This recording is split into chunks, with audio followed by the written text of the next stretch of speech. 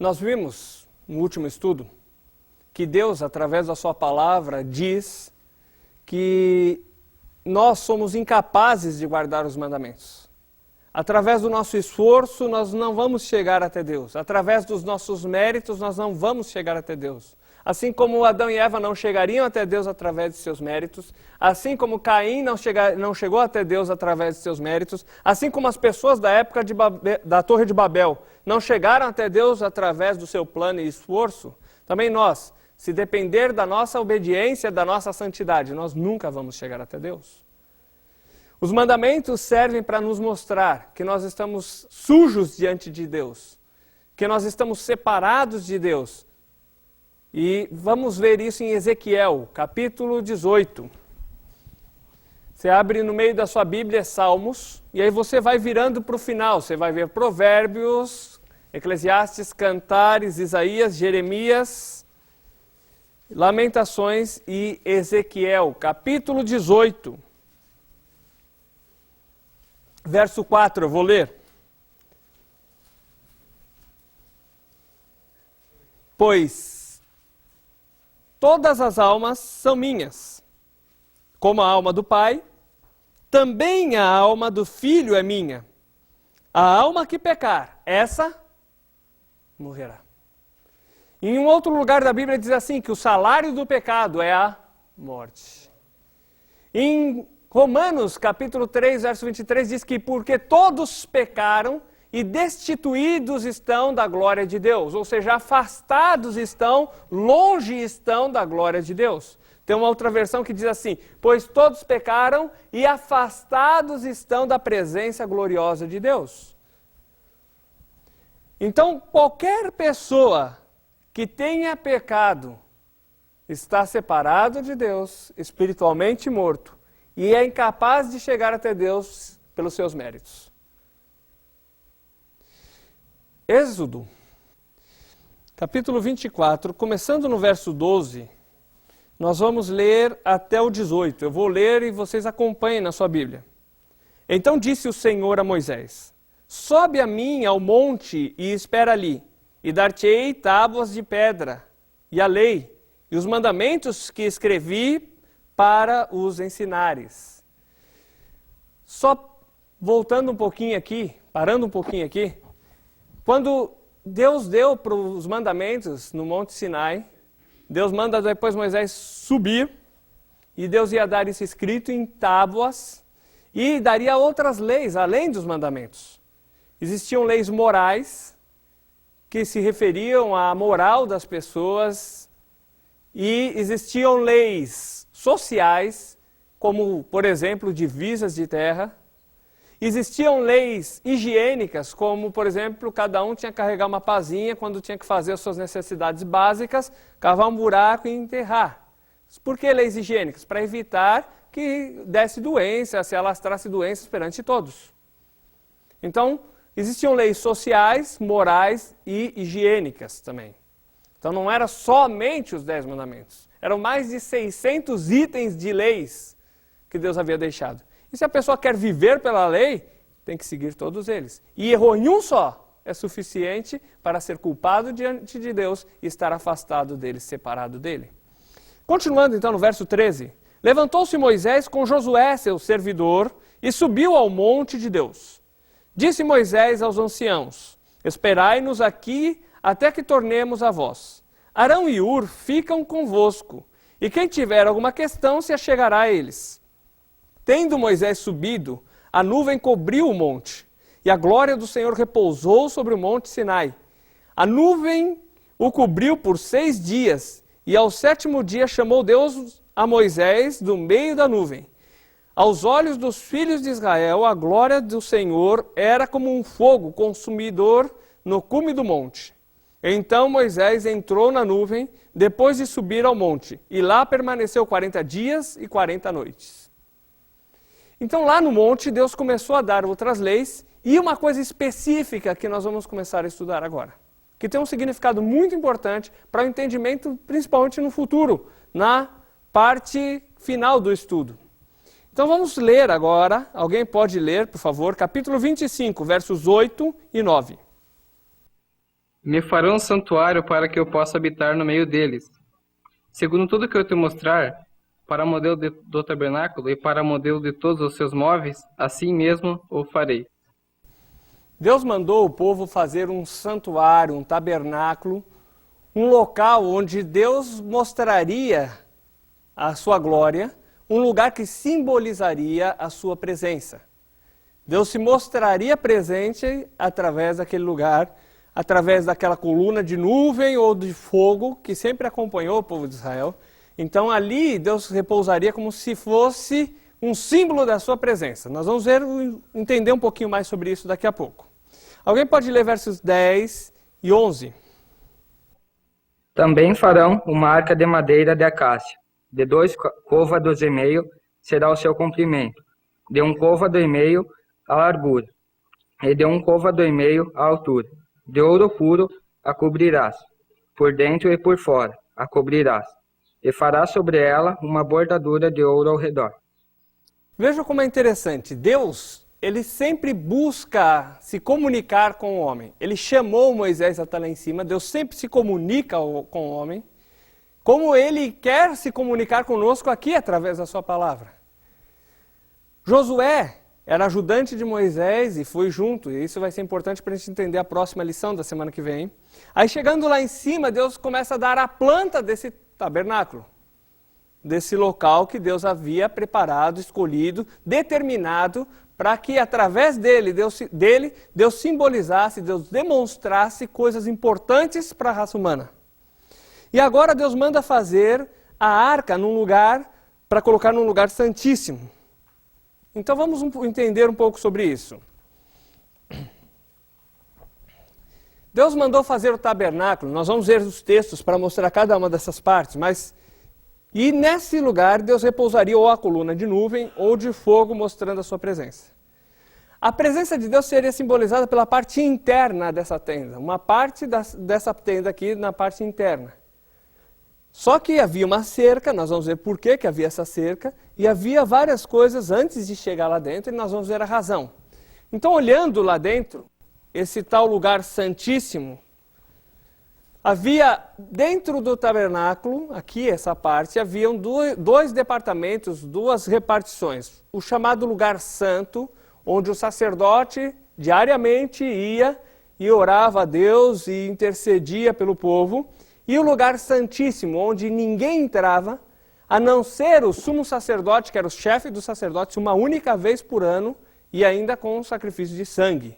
Senão não poderia entrar. Quem entrasse seria morto. Então dentro aqui havia uma arca, seria como uma caixa. E essa arca teria aproximadamente, quando fala 2 côvados e meio, então côvado é a medida do cotovelo até a ponta dos dedos. Então daria em torno de 1,25 m. E a sua largura seria 75 centímetros, aproximadamente, e a altura também.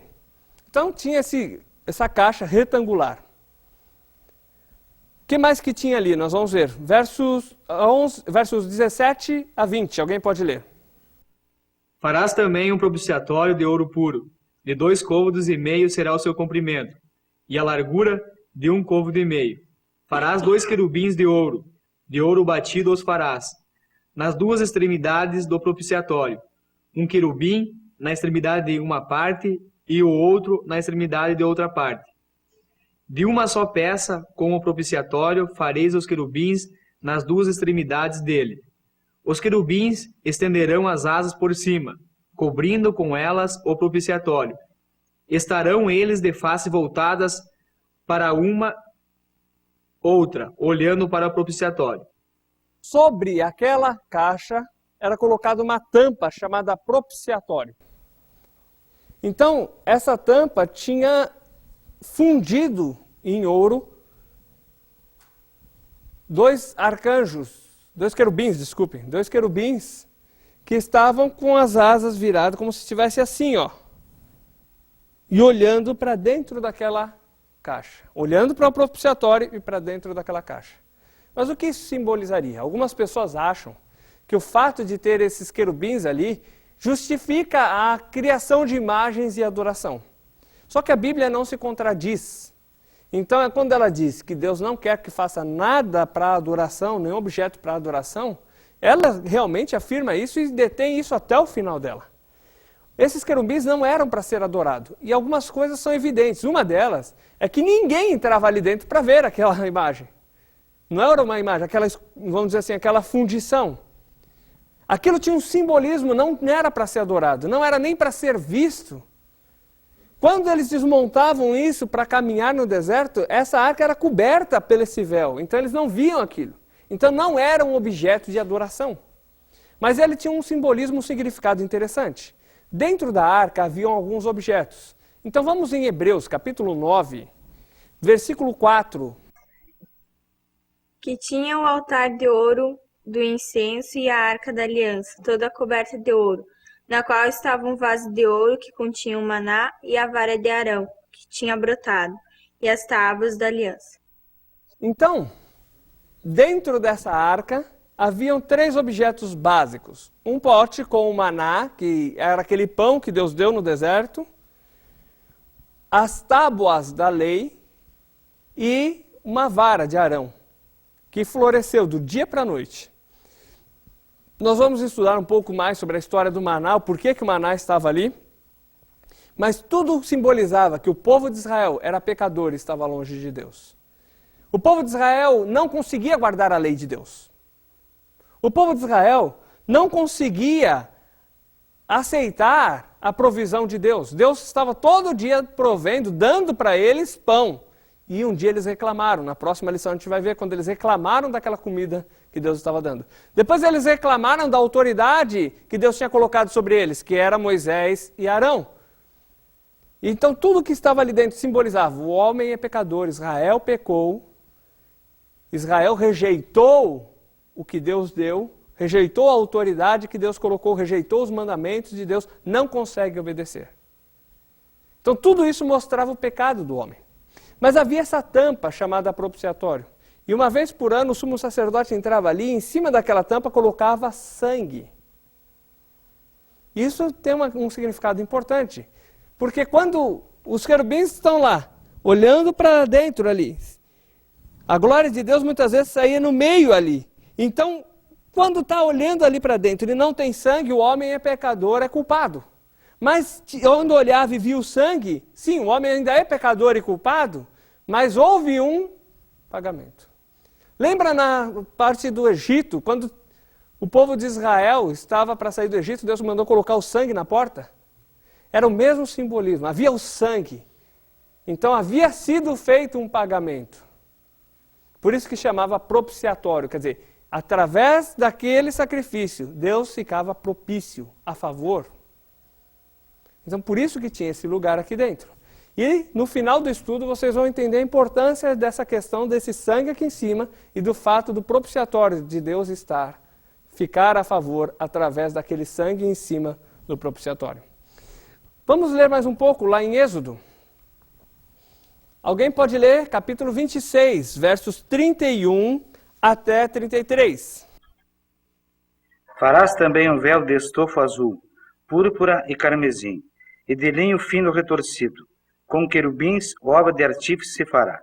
Suspendê-lo-á sobre 4 colunas de madeira de acácia, cobertas de ouro, e os seus colchetes serão de ouro, sobre 4 bases de prata. Pendurarás o véu debaixo dos colchetes, e os levarás à arca do testemunho para dentro do véu. Este véu vos fará separação entre o lugar santo e o santo dos santos. Deus mandou colocar uma cortina grossa, tecida em 4 panos, colocada com 4 panos aqui, e dizem que ela era tão grossa e resistente que se pusesse uma junta de bois amarrado aqui, desse lado, para puxar para um lado, e outra junta de bois para puxar para o outro lado, e os dois andando em direção oposta, não conseguiria rasgar a cortina. Isso também é importante para a gente entender o último dia do estudo. E essa cortina simbolizava uma coisa: o homem é pecador. Lembra que aqui dentro simbolizava a presença de Deus. O homem é pecador, mas por causa do pecado, e por causa do pecado ele não pode chegar na presença de Deus. Continuando, alguém pode ler capítulo 27, verso 1. Farás também um altar de madeira de acácia, de 5 côvados será o comprimento, e de 5 côvados a largura. Será quadrado o altar, e de 3 côvados a altura. Tá. Logo que se chegava no tabernáculo, tinha um altar de ofertas. Só que antes desse altar estar aqui, o altar de sacrifício, havia uma cerca ao redor. Então alguém pode ler o verso 9 agora. Farás também o átrio do tabernáculo, ao lado meridional, que dá para o sul. O átrio terá cortinas de linho fino retorcido. O comprimento de cada lado será de 100 côvados. Então, havia uma cerca de linho fino, e aí a gente começa a se perguntar, mas por que tinha que ter uma cerca? Por que não podia chegar direto aqui? Por que tinha que ter um único acesso? No desenho aparecem esses 2 pilares aqui, mas não é que tinham 3 entradas, mas eles simplesmente serviam para sustentar a porta quando ela estava fechada. Era uma porta de pano também. Então, isso daqui tinha um simbolismo muito importante. O povo, quando parava e se acampava ao redor do tabernáculo, como vocês estão vendo no desenho. Então as pessoas, se queriam chegar na presença de Deus, elas eram impedidas por esse pano branco. Isso nos ilustra que Deus, Ele é puro e Ele é santo. Ele é santo, Ele é puro. E o homem pecador não pode chegar na presença de Deus, porque Deus é santo. Mas Deus, no seu amor e na sua misericórdia, Ele permitiu, Ele deixou uma porta, um acesso. Que nem na arca. Deus fez uma arca e deixou uma porta, um acesso. Também aqui, Deus é santo. O homem pecador não pode chegar na sua presença por causa que Deus é santo. A santidade de Deus não permite que o homem se aproxime. Mas ainda assim, Deus, no seu amor, deixou um acesso. Na sua misericórdia, deixou uma porta, um acesso para que o homem pudesse chegar aqui. E assim que ele chegava, a primeira coisa que ele via era aquele altar de holocausto, ou altar de sacrifício. Então vamos pegar uma figura mais próxima para entendermos a questão do altar. Chegando no altar de sacrifício, a pessoa, o homem aqui, talvez o José aqui, ele trazia um cordeiro. Ou dependendo do que fosse, poderia ser uma cabra, um cabrito, cabra não, teria que ser macho. Vamos ler em Levíticos isso, vamos ler Levíticos capítulo 1, versos 1 a 5. Chamou o Senhor a Moisés e da tenda da congregação lhe disse: Fala aos filhos de Israel e dize-lhes: Quando algum de vós trouxer oferta ao Senhor, trareis vossa oferta de gado, de rebanho ou de gado miúdo. Se a sua oferta for holocausto de gado, trará macho sem defeito.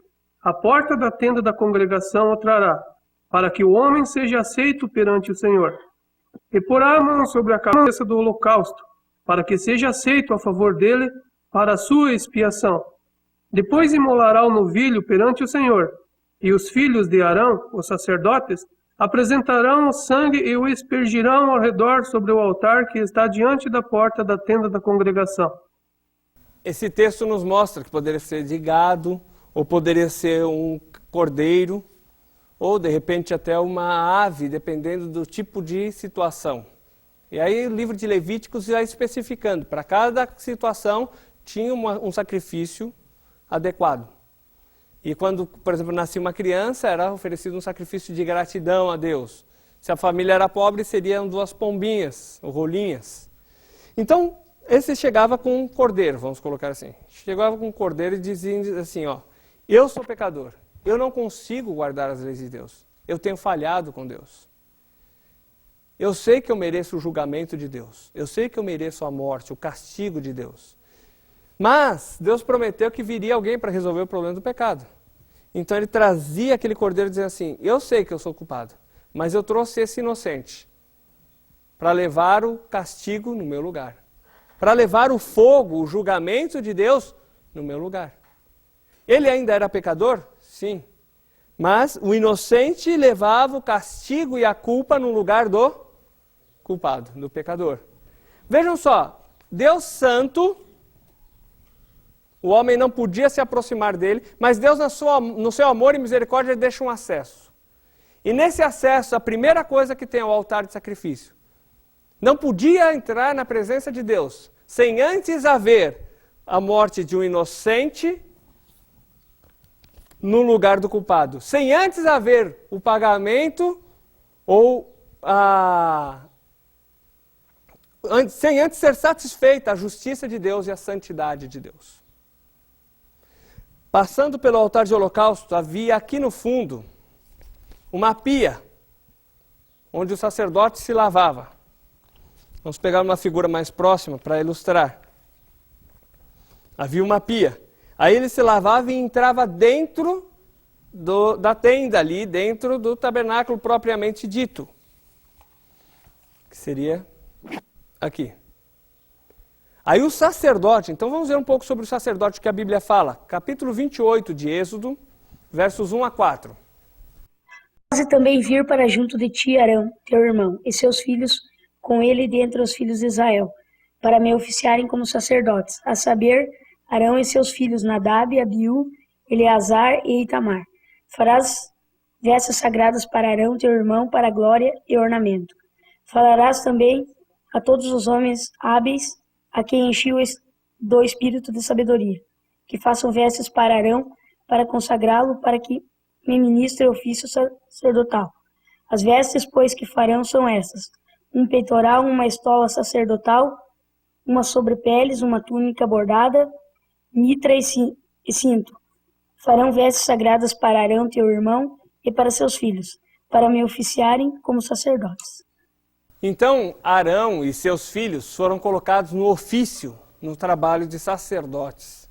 Aqueles que chegariam e estariam oferecendo o sacrifício ali dentro, cuidando do tabernáculo e cuidando da adoração a Deus. Vamos para Levíticos agora, capítulo 16.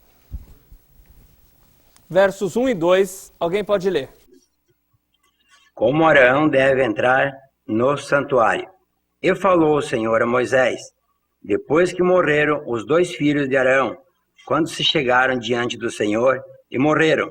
Disse, pois, o Senhor a Moisés, diz a Arão, teu irmão, que não entre no santuário em todo o tempo, para dentro do véu, diante do propiciatório, que está sobre a arca, para que não morra, porque eu pareço na nuvem sobre o propiciatório.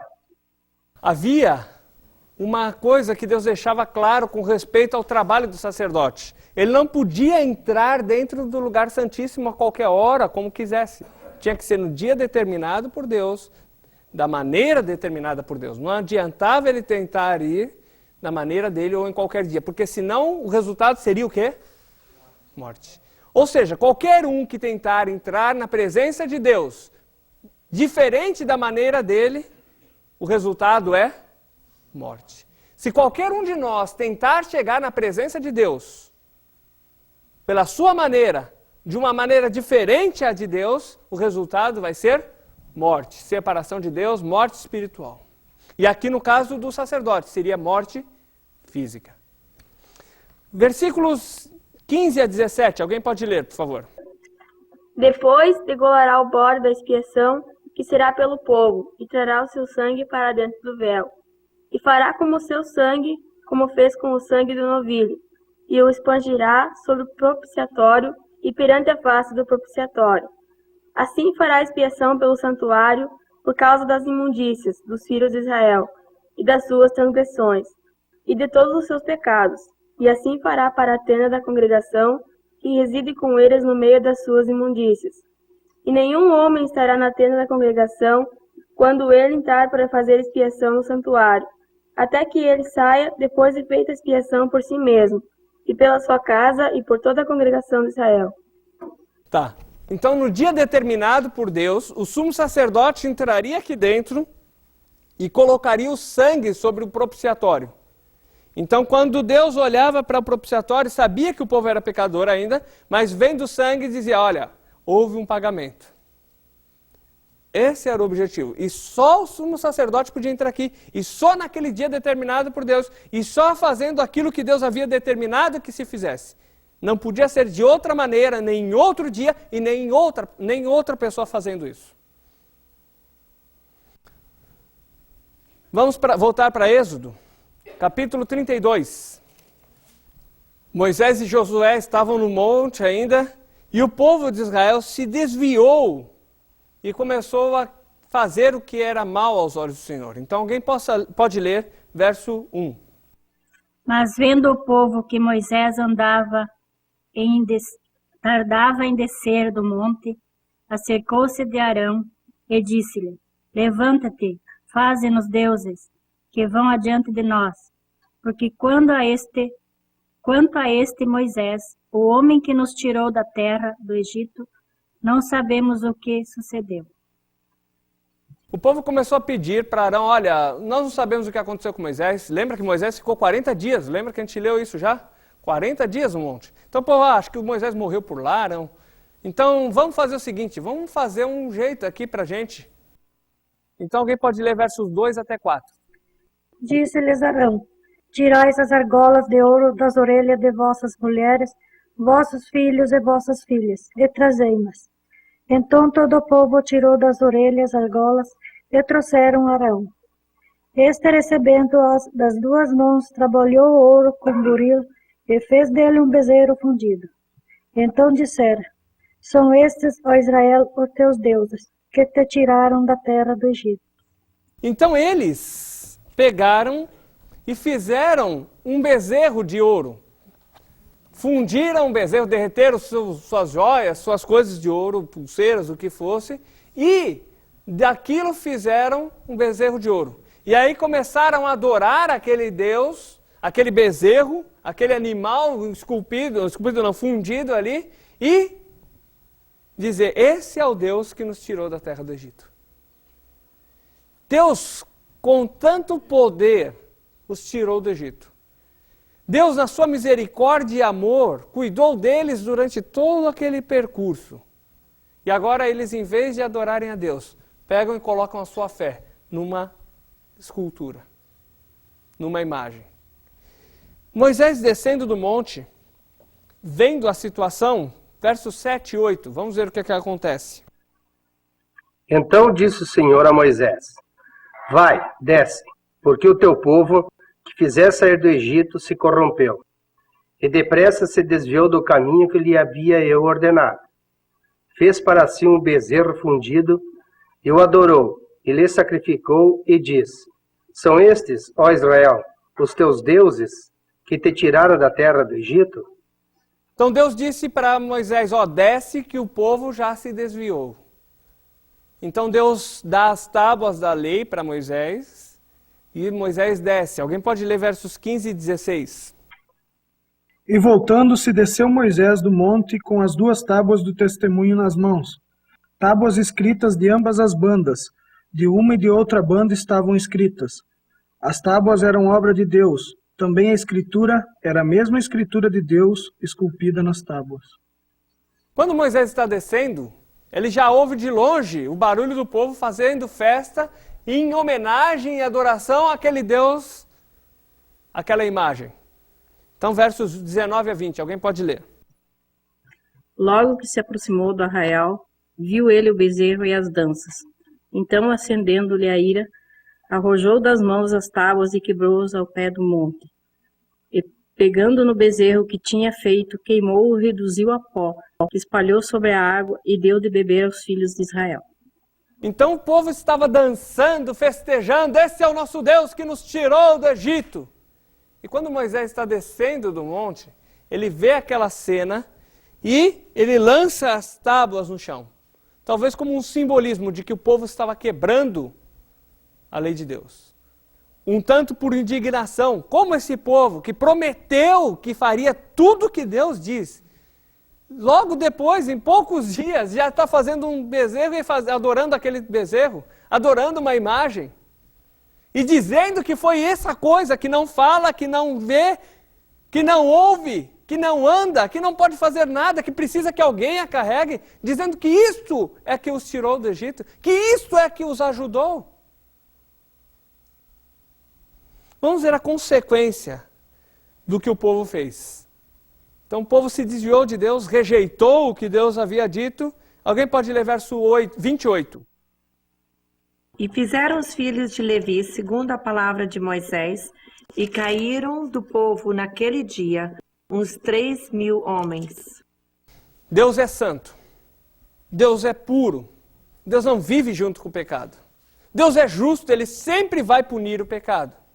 E porque eles fizeram aquela imagem, e adoraram, e disseram, este é o nosso Deus, 3.000 homens foram mortos, como consequência da rebelião do povo contra Deus, de deixarem Deus de lado e irem após uma imagem, irem após um outro Deus. Vamos para Êxodo, capítulo 39 agora, versos 42 e 43. E diz assim, que o povo ali acabara de erguer o tabernáculo, lembra que Deus havia dado a planta para Moisés, dito como tinha que ser feito, então tudo aquilo foi feito de acordo com o padrão de Deus, com o que Deus havia determinado. Capítulo 40, verso 34.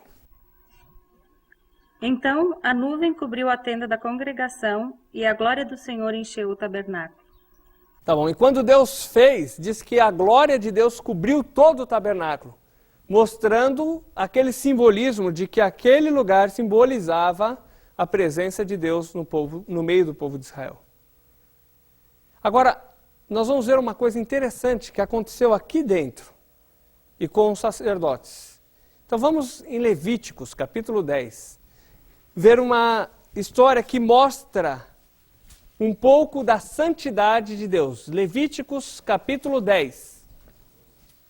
Deus é supremo e soberano. Ele só aceita da maneira dele, do jeito dele. Deus, ele é onipotente. Ninguém tem mais poder do que ele para determinar coisas. O homem deve se submeter àquilo que ele diz. E olha só o que aconteceu com duas pessoas que quiseram chegar na presença de Deus, do jeito deles, de acordo com o plano deles. Alguém pode ler versos 1 e 2. E os filhos de Arão, Nadab e Abiú, tomaram cada um seu incensário, e puseram neles fogo, e puseram incenso sobre ele. E trouxeram fogo estranho perante a face do Senhor, o que eles não ordenara. Então saiu fogo de diante do Senhor, e os consumiu, e morreram perante o Senhor.